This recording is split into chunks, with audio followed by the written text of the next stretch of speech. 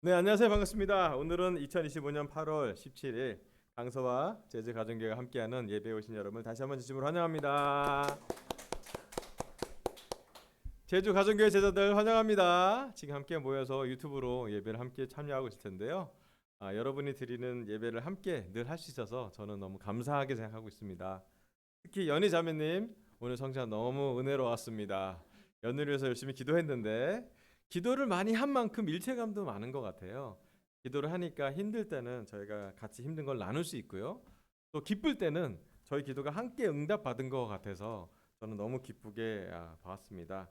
연희 자매가 이렇게 삶에 대해서 솔직하게 진솔하게 말씀을 나눠주셔서 다시 한번 더 예수님의 은혜를 함께 느끼는 시간에 대해서 너무 감사하고요. 다시 한번 제주 가정교회 제자들 감사하고 사랑합니다.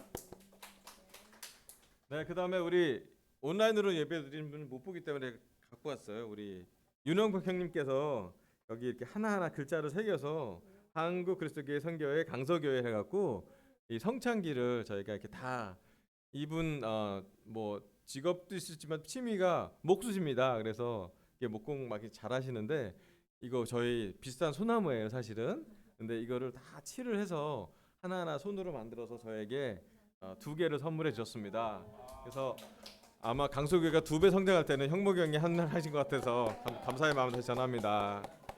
그 강소 재건 예배 드릴 때도 사실은 형목 형님이 그 명수 형제랑 같이 여기 인테리어 공사 좀 도와주시고 사실 강소교회에 대한 애착이 되게 많으세요. 그래서 직접 손으로 우리 재건 예배에 축하를 더 주고 싶어서 격려하러 오셨는데 사실은 그런 마음이 저는 너무 감사한 것 같아요. 그리고 하나하나 이렇게 짤 때 아시잖아요. 편지도 손편지가 좀 특별한 것처럼 마음을 다한 것에 너무 감사를 드리고 싶습니다. 그리고 늦은 여름인데 여러분 더위 괜찮으세요? 잘 이겨내고 계십니까? 이제 말복도 지났습니다. 덥긴 더운데 그래도 밤 늦게는 조금 시원해서 좀 숨을 쉬고 잘 수 있어서 너무 감사합니다. 이번 주까지 제가 예배 드리고 다음 주는 우리 강서와 대구와 부산과 제주가 함께 저기 그 경주 좀 넘어가서 마리나 마리나 리조트인가? 미우나 리조트인가? 하여튼 마우나 리조트에서 미웠구나. 하여튼 거기서 우리가 어떻게 보면 지방 교회죠. 대구, 부산, 제주, 그다음에 강서 우리 제자들 같이 가서 예배를 드리고 있는데 준비하고 많은 준비하는 미팅을 했는데 너무 이렇게 되게 마음을 다하고 또 소규모 예배긴 하지만 되게 헌신하는 사람들이 많아서 되게 은혜로울 것 같습니다. 그래서 다음 주는 우리 유튜브로 예배를 드릴 분은 여기 예배당에서 예배를 준비하면 좋겠습니다. 지난 주일에는 사마리아 여인 두 번째로 영과 진리로 드리는 예배에 대해서 말씀을 전했습니다. 예배 장소에서 예배 본질로 또 영과 진리로 드리는 예배는 산 제물로 드리는 예배라는 말씀을 전달해 드렸고요. 오늘은 사마리아 여인 세 번째 말씀을 좀 전하겠습니다. 화면 좀 보여주세요. 믿음의 기초 아닌데 혹시 제가 보낸 네 기다릴 수 있습니다. 또 영우 형제도 오랜만에 또 저기 은영 자매랑 같이 미나를 보니까 저는 되게 미나가 저를 되게 환영해 주는 것 같아서 우리 강아지가 저는 되게 좋았습니다. 그래서 한참 쓰다듬어 줬죠. 그랬더니 당연한 듯 자기 얼굴을 딱 들이대면서 그런 느낌도 너무 좋았습니다. 좀 기다려 볼까요? 네.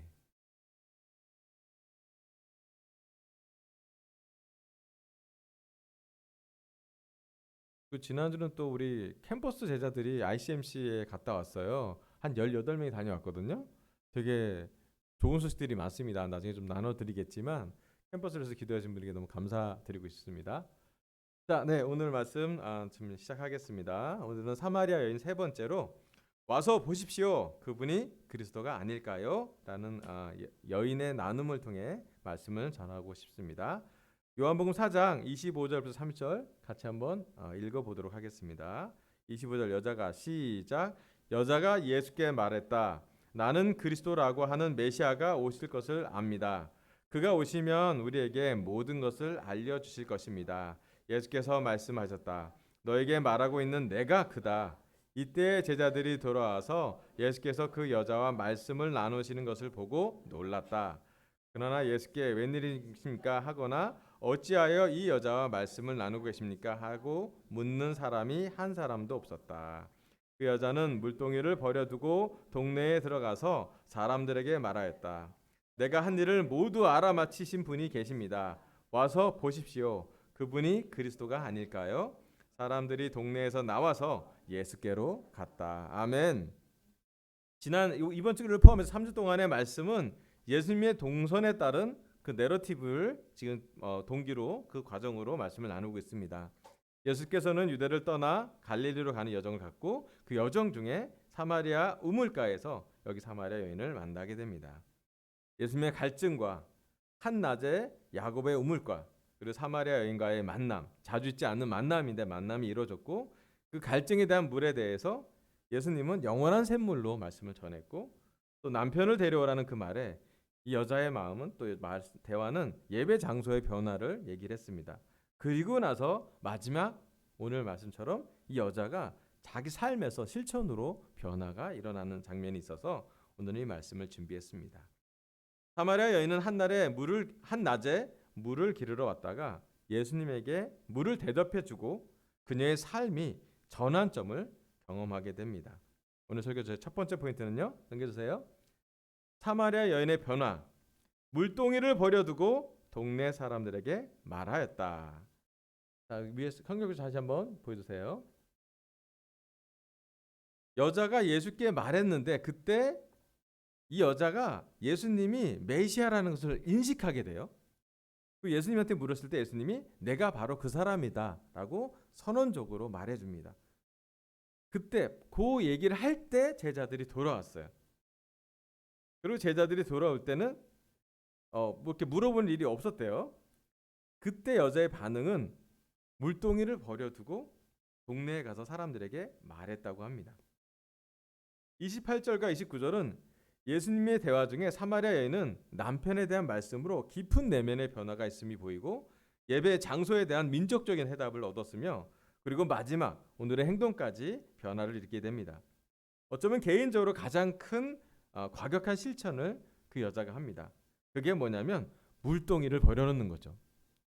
여자는 한낮에 물을 기르러 왔었는데 자기가 왔던 그 시간을 그 목적을 잠깐 잊었어요. 그리고 어쩌면 물동이를 버려두고 물동이보다 더 중요한 물동이보다 더 의미 있는 일을 하게 됩니다. 그것은 자기의 삶에 대해서 자기 삶을 그 동네 사람들에게 나눈 것이었어요. 그래서 물동이를 버려둔다는 게 오늘 제 설교 첫 번째 포인트입니다. 물동이에 대한 생각을 좀 묵상해 봤어요. 그럼 이 여인에게 이 사마리아 여인에게 물동이를 버린다라는 건 어떤 의미일까요? 오늘은 자매들한테 좀 여쭤봐야죠. 여자니까.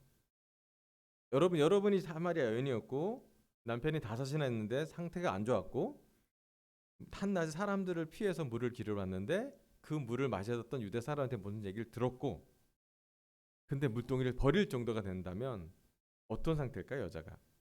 이 여자는 왜 물동이를 버렸을까요?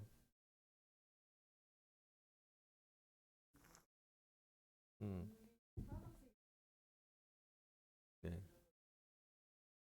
네. 또 중요한 걸 버릴 정도로 또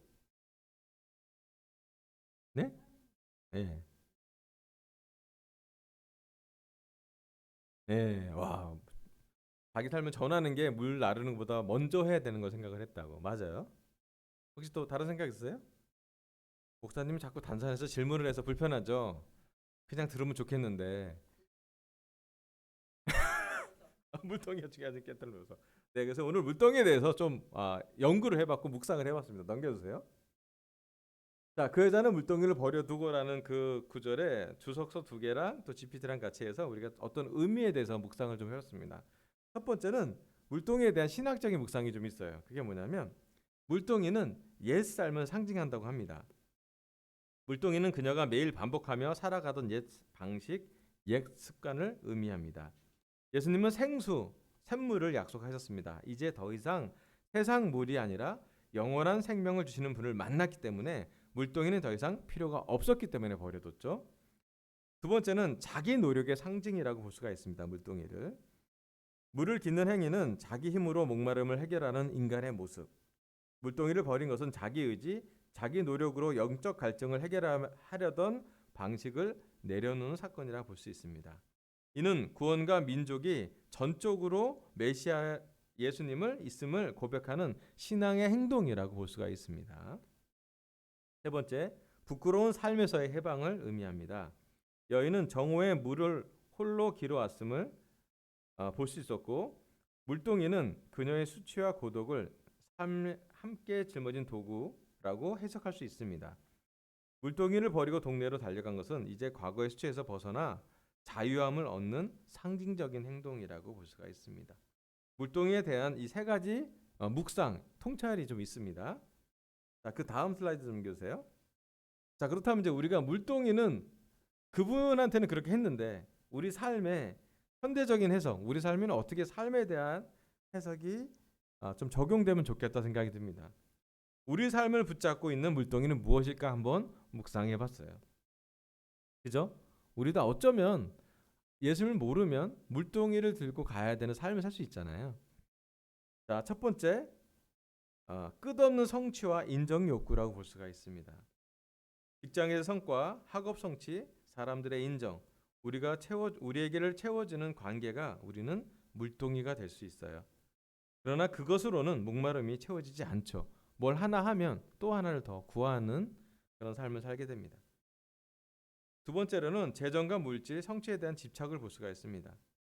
우리 삶에서 대학, 직장, 결혼, 내 집 마련, 자녀 교육, 노후 준비라는 우리 삶의 여정 또한 나쁜 것은 아니지만 이 여정이 또한 물동이로 해석될 수 있습니다. 그러나 주님 없이는 우리가 많은 걸 준비하고 많은 걸 채우려 해도 채워지지 않죠. 만족이 오지 않습니다. 세 번째는 자존심과 상처라고 설명할 수 있는데요. 관계 물동이라고 볼 수 있습니다. 사람에게 인정받으려는 자존심 혹은 과거의 상처를 붙잡고 사는 것이 물동이라 볼 수 있습니다. 그러나 예수님을 만나면 그것을 내려놓고 담대히 증언하는 사람으로 변화되는 것을 이 구절로 볼 수가 있습니다. 여기 나온 사마리아 여인은 예수님이 메시아 그리스도라는 것을 인식하자마자 자기가 살던 삶의 방식을 아주 큰 변화로 경험하게 됩니다. 우리 강서와 제주 가정교회 제자들도 예수님을 주님이라고 고백하면서 큰 변화를, 삶의 목적이, 삶의 의미와 태도가, 가치가 변화했음을 우리는 경험했습니다. 맞죠? 서역 공부 또 말씀을 공부하면서 우리는 예수님의 십자가의 부활을 직면하게 되었고 예수님이 우리의 주님이라 고백하며 세례를 받았고 그리고 지금도 여전히 예수님은 우리의 그리스도 메시아가 되십니다. 저의 경우에 보면 저는 저의 물동이를 버릴 때 그 시간을 생각해 보면 저는 평생 뭔가 채우려고 노력했던 것 같아요. 성공하고 싶었고요. 강원도 탄광촌에 자랐기 때문에 돈을 벌고 싶었어요. 그리고 그런 과정에서 나이가 먹어지면서 틴 시절을 보내면서 쾌락을 되게 집중하게 됐어요. 뭐 음란한 부분이나 욕을 하거나 또 게임을 하는 공에서 저를 많이 채웠던 시간이 있었던 것 같습니다. 요즘 표현으로는 저는 뭔가에 중독된 삶을 살았던 것 같아요. 뭔가 저를 계속 채우려고 해야지 하루를 보내는 저였던 것 같습니다. 하지만 참 신기하게도 서역 공부를 하고 나서 예수님을 진짜 직면하고 나고 말씀으로 접하고 나서는 제 삶이 좀 신기해졌어요. 왜 그러냐면 맨날 하던 걸 안 하게 됐거든요. 첫 번째 안 하던 건 욕이었습니다. 욕하는 거. 친구들도 알고 제 삶도 알지만 저희 친구랑 대화하면 한 문장 중에 욕이 안 한 적을 거의 못했거든요. 그리고 시골에 자란 친구는 욕을 해야 친한 줄 알았었어요. 저는. 그게 언어였습니다. 친밀한. 근데 어느 날 욕을 하지 않는 저의 삶을 보고 좀 놀랬던 것 같아요. 두 번째는 저는 더 이상 거짓말로 저를 포장하지 않아도 되었습니다. 제가 중학교 3학년 때 아버님이 일찍 돌아가시면서 원튼 원치 않던 불안하거나 두렵거나 남들과 비교돼서 열등감이 생기면 저를 포장하는 경향, 말들이 있었던 것 같아요. 모르는데도 아는 척, 아픈데도 안 아픈 척, 없는데도 있는 척. 왜냐하면 그 포장의 삶이 제가 추구하는 삶이었던 것 같기도 하고 포장을 안 하면 너무 내면을 들여보기가 불편했던, 또 좀 행복하지 않기 때문에, 부정적이기 때문에 이것을 벗어나려고, 회피하려고 포장했던 것이 제 삶이었던 것 같아요.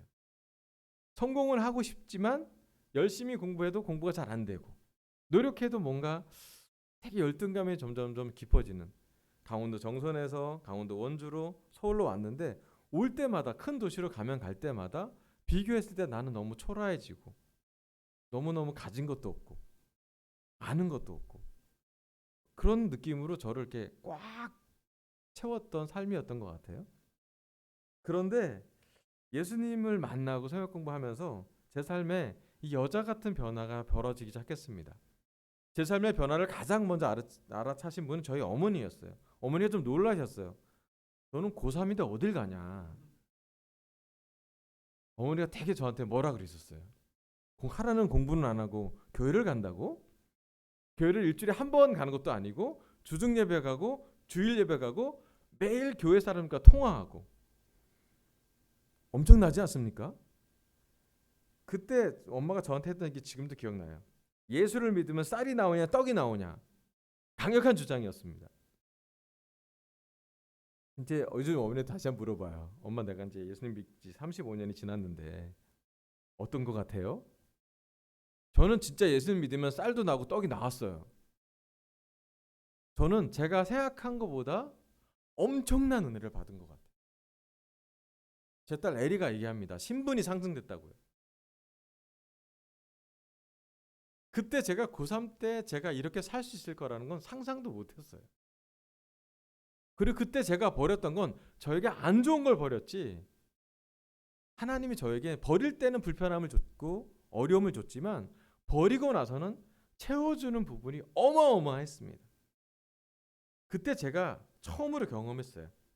예수님을 직접 만나보고 예수님 십자가와 부활을 믿게 된다면 영원한 샘물을 마시게 될 텐데, 이 영원한 샘물을 마시고 있을 때 우리는 우리 삶이 채움이 아니라 나눔으로 변화하게 된다는 것을 처음 경험했어요. 그전엔 저는 부족하기 때문에, 모자르기 때문에 채워야 된다는 생각을 되게 많이 했었는데, 예수님을 만나고 난 다음엔 예수님이 완전하시고 창조주 하나님이 완벽하시기 때문에 더 이상 내가 채우지 않아도 나를 채워주실 분은 예수님이기 때문에 나는 나눌 수 있는 게 있었어요. 변화가 되게 컸습니다. 강원도 산골에 살았던 고등학생 학생이 가졌던 변화는, 이제는 내가 누군가를 나눌 수 있는, 뭔가를 나눌 수 있는 그렇게 삶을 살 수 있구나라고 처음 경험해봤죠. 부족하지만 저의 나눔을 통해서 성경을 공부하는 친구가 있었고, 부족하지만 저의 나눔을 통해서 십자가를 이해하는 사람이 있었고, 부족하지만 저와 함께 성경 공부하면서 하나님이 역사하셔서, 저의 능력은 절대 아니고 하나님이 역사하셔서 그 사람이 하나님과 같이 걸어가는 것을 보았습니다.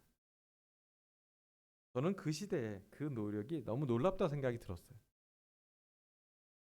저희가 7월 달에 박찬동 형제가 그 복음 전도자 목사로 임명받는 걸 봤습니다. 그걸 바라보는 저희 친구들의 마음은 남달라요. 왜냐하면 강동진 목사님이나 우리 백광현 형제나 저는 찬동이를 새벽 공부했던 삶에 들어갔기 때문에 저희는 어떻게 삶이 변화하는 걸 봤어요. 그리고 그 형제가 성장해서 많은 사람에게 복음을 전하고, 자기 가족에게 복음을 전하고, 어머니 아버님의 세례를 받는 모습도 봤고, 그리고 이제 저희가 성역 공부했던 그 놀라운 대학교 학생이 복음을 전하는 사람이 되는 것까지 보는 것은 진짜 하나님께 은혜라는 생각이 들었습니다. 여러분, 물동이를 버려두고 갈 정도로 사마리아 여인이 결정했다면 저희 삶에 버린 것도 한번 생각해 봤으면 좋겠습니다. 하나님이 우리에게 버리라고 한 것이 정말 우리에게 나쁜 것이었던 것, 우리에게 좋은 것이었던 것, 어떤 것이든 간에 버릴 것을 버리고 나서 하나님이 우리에게 주어졌던 많은 은혜, 또 버리기는 어려웠지만 버리고 나서 얻었던 평화, 그리고 그 삶의 변화를 우리는 다 기억합니다. 아마 물동이로 향했던 그 여자의 삶에서 동네 마을로 달려갔던 그 여자의 과격한 거의 180도 정도의 변화처럼 우리 삶도 많이 변하지 않았습니까? 한 가지 분명한 건, 물론 우린 여전히 채워야 될 빈자가 있고 목마른 갈증이 있고 뭔가 필요가 있지만, 그럼에도 불구하고 우리는 나눠주는 사람이 된 것이에요. 그리고 지금도 여러분의 나눔으로, 여러분의 헌신으로, 여러분의 희생으로 이 교회는 예수님의 몸은 움직이고 있습니다. 저는 너무너무 감사해요. 강서교회, 제주가정교회가 한 땀 한 땀 우리의 헌신, 우리의 희생, 우리의 봉사, 우리의 마음으로 교회가 하나님이 기뻐하시는 곳으로 되어가고 있기 때문이죠. 근데 다시 한번 생각해 봤으면 좋겠습니다. 처음으로 돌아가서 혹시 이번 주는 우리 강서와 제주 가정교회 제자들이 물동이만을 채우려고 노력하는 삶은 아니었는지. 아마 이 여인은 예수님을 몰랐다면, 예수님을 만나지 않았다면 여전히 정오쯤에 한낮에 물동이를 채우는 삶을 살았을 거고, 여전히 6번째 남자와도 가능성을 따지면 쉽지 않을 수 있었어요. 하지만 예수님을 만나고 나서 그녀의 삶은 변했고, 비포 애프터, 전과 후가 분명히 차이가 나는 삶을 살았을 것 같습니다. 여러분, 우리도 물동이를 버려놓고 세례를 받았고 삶의 변화가 왔는데, 다시 한번 수년이 또는 수십 년이 지난 오늘 경험했으면 좋겠습니다. 우리가 채움만으로 사는 것이 아니라 나눔으로 살 수 있다고. 그리고 물동이를 버려두고 마을로 달려갔던 그 여자의 삶처럼 우리의 삶도 다시 한번 예수님을 만나고 샘물을 마시고 영원한 생수를 갖고 삶은 은혜로운 삶을 살았으면 좋겠습니다. 그리고 여기 많은 신학적인 해석과 현대적인 해석을 다 할 수 있지만, 우리에게 있는 이 물동이라는 것을 버려도 갈 정도의 믿음을 이 말씀을 통해서 얻어갔으면 좋겠습니다. 아멘. 그 다음 구절 볼게요. 요한복음 4장 39절부터 42절이요. 이것도 같이 한번 읽어보도록 하겠습니다. 39절. 그 동네에서, 시작. 그 동네에서 많은 사마리아 사람이 예수를 믿게 되었다. 그것은 그 여자가 자기가 한 일을 예수께서 다 알아맞히셨다고 증언하였기 때문이다. 사마리아 사람들이 예수께 와서 자기들과 함께 머무르시기를 청함으로 예수께서는 이틀 동안 거기에 머무르셨다. 그래서 더 많은 사람들이 예수의 말씀을 듣고서 믿게 되었다. 그들은 그 여자에게 말하였다. 우리가 믿는 것은 이제 당신의 말 때문만은 아니요, 우리가 그 말씀을 직접 들어보고 이분이 참으로 세상의 구주이심을 알았기 때문이요. 아멘. 자, 물동이를 버려두고 그 여자는 동네 마을에 가서 자기의 삶을 증거하게 됩니다. 자기의 신앙과 자기가 만난 예수님을 전합니다. 그리고 그 동네에서 그 여자가 전한 소식 때문에 많은 사람이 예수님을 믿게 되었다고 합니다. 오늘 설교 두 번째 포인트는요, 사마리아 사람들, 우리가 그 말씀을 직접 들어보고 믿게 되었습니다. 아멘. 그림 예쁘죠? 우리 아내가 챗 GPT를 통해서 그림을 그려봤더니 이런 그림을 만들어내네요. 네, 주일학교가 온 것 같은 느낌으로, 네, 킹 오브 킹스 같은 느낌의 약간 그림이 있는데, 이 여자가 자기 물동이를 버려두고 마을로 들어가서 아주 큰 사건이 벌어지는데, 그것은 뭐냐면 마을 사람들에게 이 여자의 삶과 예수님이 메시아임을, 영원한 샘물이 흘러나오는 것을 그 여자를 통해서 전달받게 됐다라는 것이에요. 그 위에 구절을 좀 보여주세요. 그 위에 구절이요? 네. 여자가 동네에 가서 했던 얘기는 이렇습니다. 자기가 한 일을 예수께서 다 알아맞히셨다고 증언했다고 합니다. 예전에 수치심으로 가렸던 그 부분을 예수님을 만나고 난 다음에 이 여자는 사실은 수치심을 느꼈던 부분을 여는 것 자체가 엄청나게 큰 변화 아닙니까?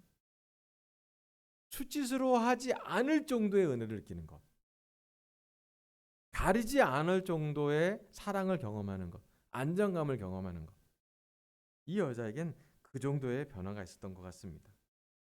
그리고 자기가 가졌던 것을, 자기가 느꼈던 것을 그대로 생동감 있게 전달을 했던 것 같아요. 그랬더니 예수님이 한테 사람들이 예수님께 와서 함께 머물라고 청합니다. 사실 여기 나온 사마리아 사람의 태도가 놀랍습니다. 왜 그러냐면 적대적인 사마리아 유대 사람들의 관계에서 역사적으로 또 뭐 민족적으로 완전히 구분된 사회에서 예수님이 왔다는 소식에 이 여자의 소식을 더해서 그들의 태도가 뭐냐면 더 머물러서 말씀을 가르쳐 달라는 태도를 가졌습니다. 수세기에 걸쳐 민족적, 문화적, 역사적 분리 분열에서 예수님이라는 한 존재를 통해 이들은 변화를 경험합니다. 예수님도 놀랍죠. 기꺼이 이틀을 더 머뭅니다. 여러분 아시겠지만 예수님의 일정에서 뭔가의 시간을 더 함께 한다는 것은 거기에 엄청난 의미가 더 있습니다. 예수님의 프로젝트에 사마리아가 들어갑니다. 예수님의 구원, 온 세상을 구원하려는 모든 민족을 구원해서 하나님 나라로 보내야 되는 예수님의 사명에서 사마리아 프로젝트가 여기에 들어가게 됩니다. 다음 구절 좀 보여주세요. 이것도 마지막 구절에 한번 읽어볼게요. 사도행전 1장 8절입니다. 그러나 시작. 그러나 성령이 너희에게 내리시면 너희는 능력을 받고 예루살렘과 온 유대와 사마리아에서 그리고 마침내 땅끝에까지 이르러 내 증인이 될 것이다. 아멘. 예수님은 십자가와 부활을 제자들한테 다 보여주고 난 다음에 많은 가르침과 기적도 보여주지만 끝에 십자가와 부활을 한 다음에 복음을 완성시킨 다음에 제자들과 만난 마지막 자리에서 그의 선교 비전, 그의 마지막 미션을 전달하는 자리였어요. 그때 예수님이 이렇게 얘기하십니다. 너희가 성령을 받으면, 성령이 가득 차면, 성령이 내리시면 능력을 받고 예루살렘과 온 유대와 사마리아에서 그리고 마침내 땅끝과 이스라엘까지 이르러 내 증인이 될 것이라. 예수님의 명령 중에 말씀 중에 사마리아 말씀이 들어갑니다. 사실은 그 말씀이 사마리아 지역까지 포함된 것은 이 유대 이스라엘 사람들한테는 되게 있을 수 없는 일이었을 거예요. 땅끝까지는 물론 뭐 어렴풋이 모르겠지만 사마리아가 들어간다고? 섞일 수 없는 민족적인 분리가 있는 것을 예수님은 인위적으로 그가 마지막 가기의 육성에 남기게 됩니다. 그리고 이 말은 현실이 되죠. 제자들이 여기 나온 대로 예루살렘에서 유대와 사마리아 심지어 땅끝 해까지 가서 예수님의 증인으로 살게 됩니다. 그 증인이 됐던 제자들 때문에 사도들 때문에 지금 성경이 남아있고 또 그 덕분에 지금 거의 반대편 거의 이스라엘에서 보면 거의 한국이 땅끝 아니에요? 그렇지 않습니까? 뭐 여러 가지 땅끝이 경험할 수 있겠지만 거의 지구 반대편 거의 2000년이 지난 지금까지도 우리는 예수님과 여기 사마리아 여인의 대화를 갖고 말씀을 듣고 새롭게 배우고 있고 많이 알고 있는 말씀이지만 마치 새로운 샘물을 오늘 마시는 것처럼 신선하게 하나님이 전하십니다. 참 놀라운 건 뭐냐면 제가 이 말씀을 3주 동안 준비하면서 여자의 변화를 보면서 여자 변화뿐만 아니라 이 동네 사람들의 변화를 보면서 그들이 얼마나 삶에서 갈증이 있었는지도 알게 됐고요. 그들이 얼마나 오랫동안 메시아 그리스도를 기다려왔는지도 이해되고요.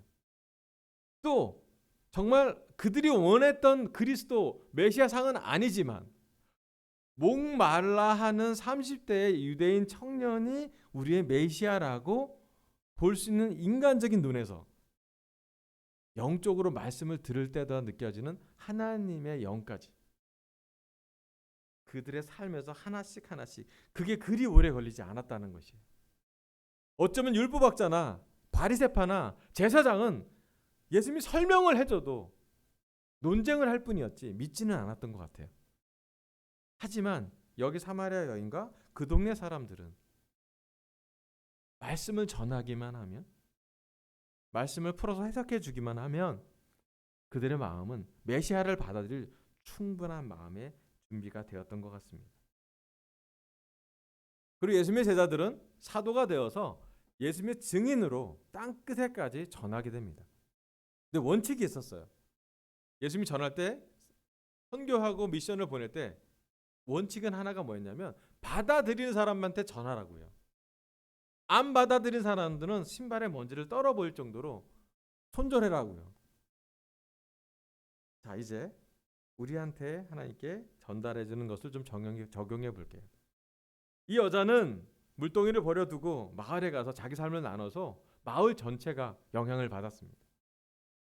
우리 삶에도 영향이 있었고 우리를 통해서도 몇몇 사람들이 하나님 나라를 갔을 거예요.